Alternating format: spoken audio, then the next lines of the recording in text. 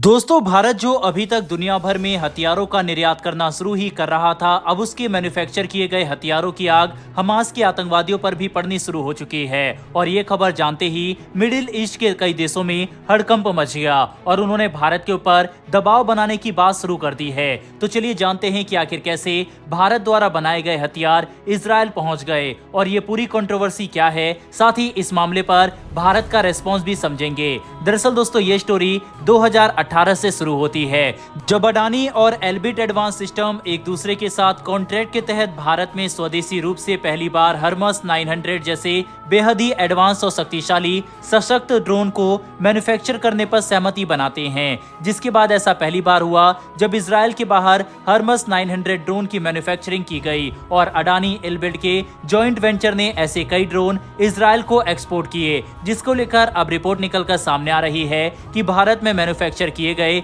इन Hermes 900 drone का इस्तेमाल Israel की मिलिट्री ने हमास के खिलाफ किया और हाल ही में हो रहे ऑपरेशन में इनका जबरदस्त प्रदर्शन किया गया।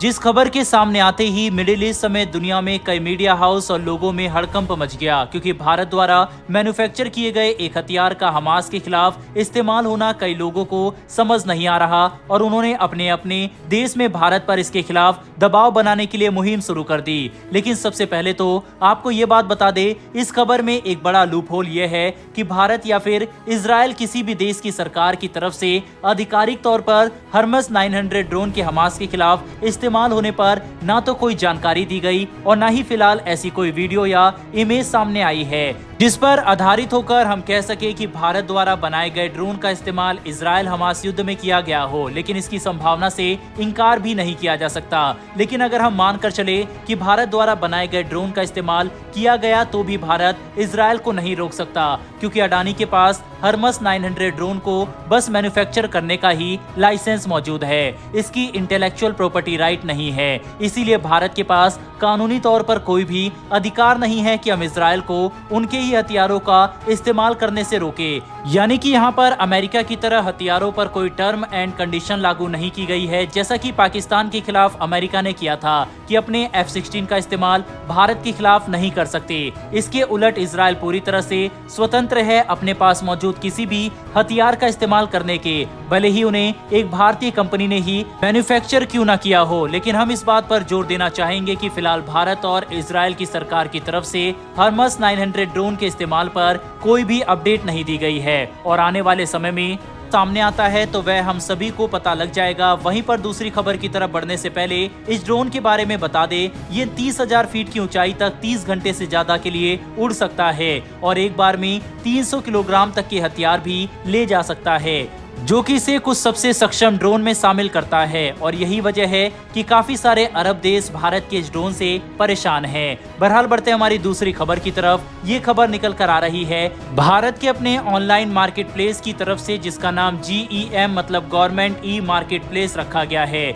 यह एक ऐसा ऑनलाइन प्लेटफॉर्म है जहां पर मिनिस्ट्री ऑफ डिफेंस अपनी जरूरत के लगभग सभी आइटम ऑनलाइन तरीके से खरीद सकती है। आपको जानकर हैरानी होगी कि इस प्लेटफॉर्म ने इतिहास में पहली बार 1 लाख करोड़ रुपए के ऑर्डर के माइलस्टोन को पूरा कर लिया है, जो हमारे लिए बड़ी उपलब्धि है। GEM प्लेटफॉर्म के इस्तेमाल से भारत की मिनिस्ट्री ऑफ डिफेंस डे से लेकर मिसाइल तक की खरीद कर सकती है। आपने बिल्कुल सही सुना, एग जैसे मामूली आइटम से लेकर मिसाइल जैसे शक्तिशाली हथियार तक सब कुछ इस प्लेटफॉर्म से खरीदा जा सकता है। सिर्फ इसी फाइनेंशियल ईयर में मिनिस्ट्री ऑफ डिफेंस ने 45,800 करोड़ रुपए के ट्रांजैक्शन किए, जो इस प्लेटफॉर्म की इफेक्टिवनेस को दर्शाता है। अच्छी बात तो यह है कि आने वाले सालों में ये प्लेटफॉर्म और ज्यादा मजबूत बनेगा, जिससे हमें ग्रोथ देखने को मिलेगी। बता दें कि इस तरह के प्लेटफॉर्म पर जो ऑर्डर आते हैं उनकी सप्लाई के लिए मीडियम और स्मॉल स्केल के इंटरप्राइज का सहारा लिया जाता है। साथ ही बड़ी इंटरप्राइज भी इसमें हिस्सा ले सकते हैं,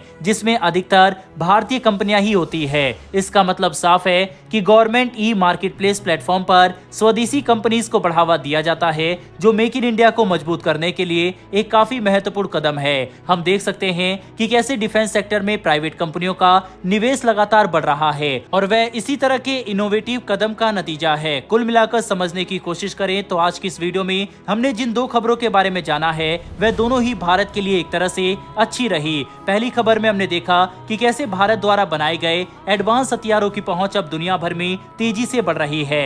वहीं पर हमारी दूसरी खबर में भारत मेक इन इंडिया को बढ़ावा देने वाले सरकारी प्लेटफॉर्म को लेकर थी जिसने बड़ा माइलस्टोन को हासिल किया है। बहरहाल दोस्तों, इस वीडियो में इतना ही। इन्फॉर्मेशन और वीडियो पसंद आई हो तो वीडियो को लाइक करके हमारी आने वाली डेली डिफेंस से जुड़ी ऐसी वीडियो के लिए चैनल को सब्सक्राइब कर बेल नोटिफिकेशन अवश्य दबा लें। फिर मिलेंगे ऐसी एक नई वीडियो के साथ। धन्यवाद। जय हिंद।